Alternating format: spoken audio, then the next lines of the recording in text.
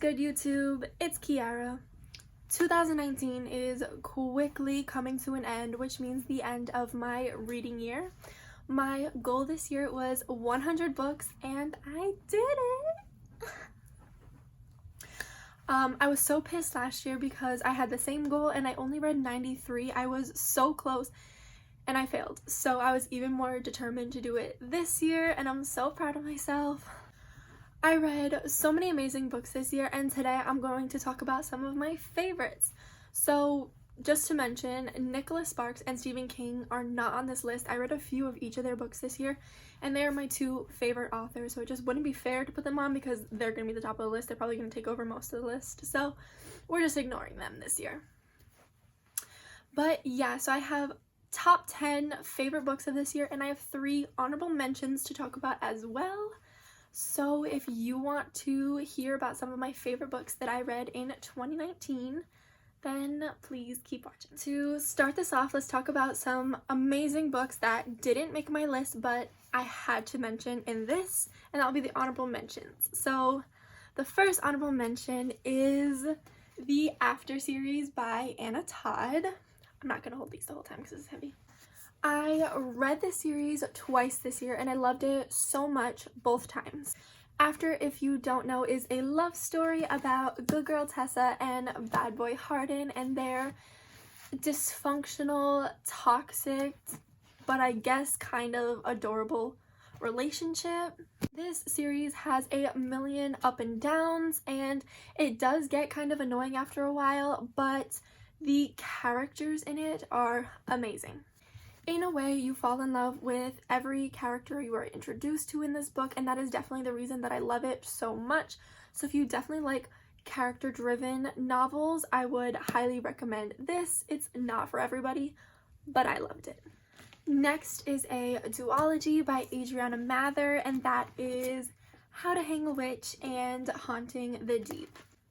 Both these books revolve around a young girl who is a descendant of one of the men who put the witches on trial back in the day in Salem, and also a group of girls who are descendants from the original accused witches. There's a lot of supernatural stuff going on and a lot of petty drama because they're still young, they're in high school. I'm from New England, so I was drawn to these right away because they revolve heavily around the Salem witch trials, and I ended up loving them. They're so good, and I highly recommend them. You have to read both because this is a continuation of events that have occurred in this one, so pick these up if you get a chance. The last honorable mention is the Ink trilogy by Alice Broadway. This trilogy is about a society that is separated between Saintstone, who mark their skin with important life events, and Featherstone, who live their life blank. Neither trust each other in this story, and Leora, our main character, is raised in Saintstone and is believed that to be trustworthy, you have to lay out your life on your skin so everybody knows all about you and can read your story. These books revolve around her life and many of the events that test her beliefs and what she was raised with and how that changes over time. I really enjoyed this series and hearing about this world. I do not agree with a lot of the things mentioned in this, but it was an amazing read. Now, starting my countdown, coming in at number 10 is Some Boys by Patty Blount. This book is about a girl named Grace who was raped by the town's golden boy and her budding relationship with Ian, who just so happens to be Golden Boy's best friend. Grace is a badass. She has been through so much and has lost everyone in her life since coming forward about the rape, and even though she feels super alone, she's still one of the strongest characters I have ever read. Most people would break down from all the negativity, but it fuels her and makes her that much stronger, and I feel like we all strive to be like that. I admire her so much, so definitely read this book. There is a big trigger warning. This book does revolve heavily around rape, so just be advised before going into it, but I highly recommend. Number 9 is The Summer of Skinny Dipping by Amanda Howells. I went into this book thinking it was just going to be a cute, lighthearted summer romance, and I got so much more. Mia and Simon have such a cute relationship, and their bond gets stronger and stronger as it continues on. By the end, everything seems to work out in such a positive way, and then bam, shit hits the roof. I don't want to say anything. I want anybody going into this to be just as shocked as I was. All I can say is wow. Now at number 8 is Nowhere But Here by Katie McGarry. This is another book that I read twice this year, and it's not the best, but it's definitely a feel-good book. It is super corny, and I really did love it. Nowhere But Here is about a girl named Emily who goes to visit her father, who is part of the Reign of Terror, which is a motorcycle club. While visiting, she begins to form relationships with family who she has never met before, and with these new relationships, truth comes out and drama unfolds, as it always does, and I was here for it. Number 7 is another feel-good book. I've actually read this book multiple times in the past because I love it so much, and that is My Life with the Walter Boys by Ali Novak. So yes, this is probably one of the corniest books I have ever read, but it's so cute and it has stuck with me. Jackie has lost her family and is forced to move from New York City to Colorado with the Walters, who just so happen to have 12 boys. Her life changes so much, and of course there is a love triangle, because why wouldn't there be? She forms such close bonds with all of the boys and the mother as well in this book, and it's just super cute and very heartwarming. She begins to find herself as well here, and I love it. Coming in at number 6 is 10 Blind Dates by Ashley Elston. I loved this book so much. 10 Blind Dates is about a girl named Sophie who gets dumped by her boyfriend and goes to spend the Christmas break with her giant, wild, crazy family. Her Nonna sees how sad she is and proposes a plan to have each of the family members set Sophie up on a blind date. She goes along, and some actually go really, really well and some not so much. I loved this concept so much. I loved the cousins in this book. I loved the grandparents in this book. It was amazing and very family oriented. This book ended exactly as I wanted it to, so that's always a plus. I give Sophie so many props because she's definitely a brave girl. I would not let my family set me up on any blind dates, that's for sure. Number 5 was my most anticipated book of the year, and that is Again But Better by Christine.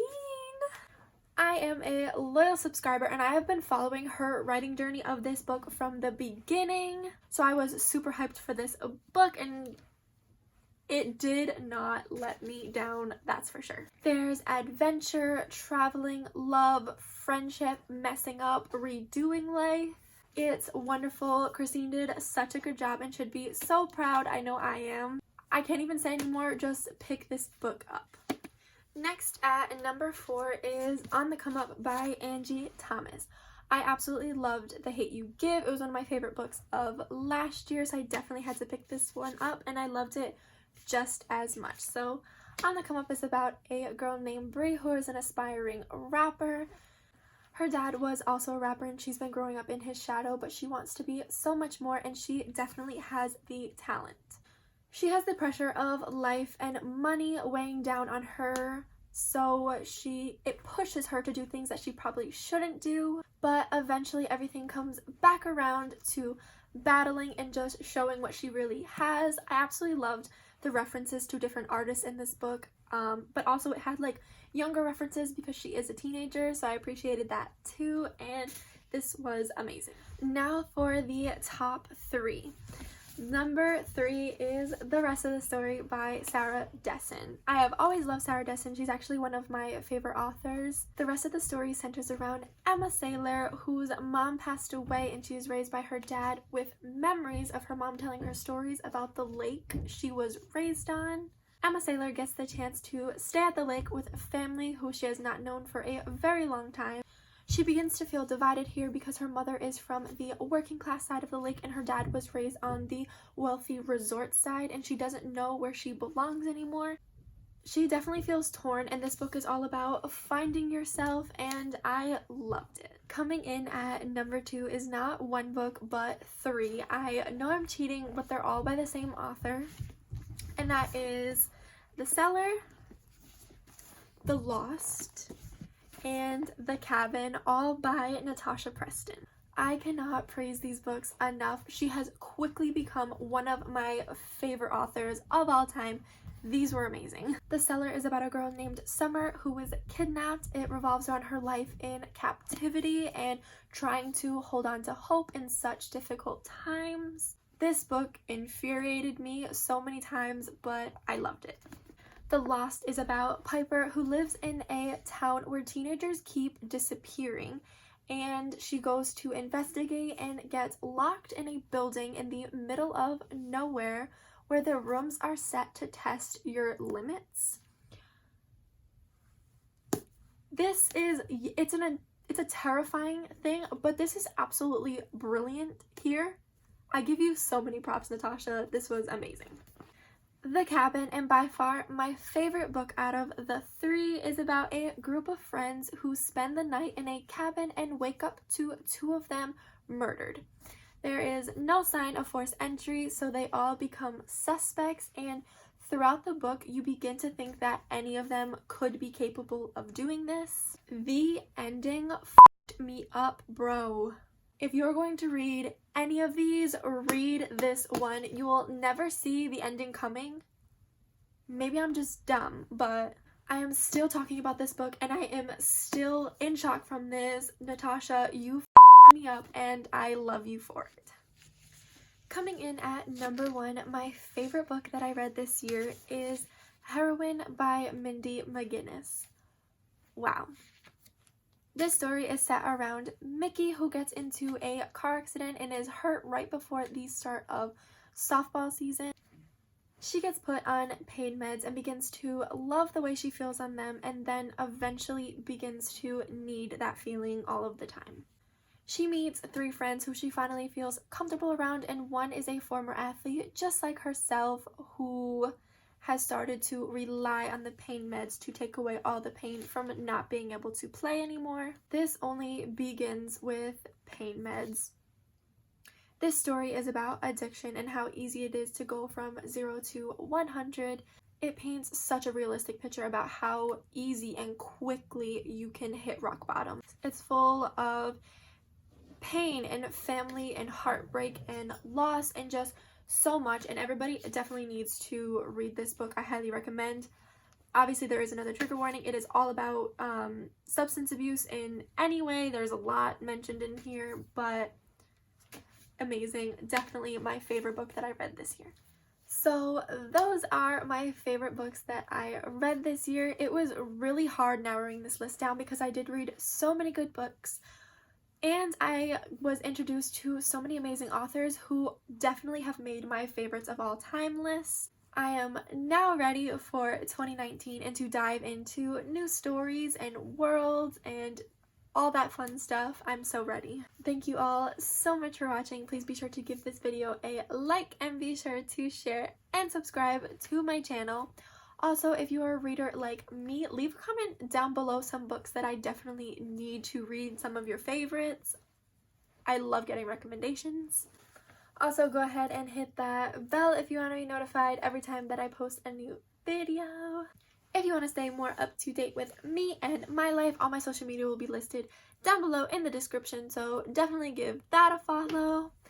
And yeah, until next time.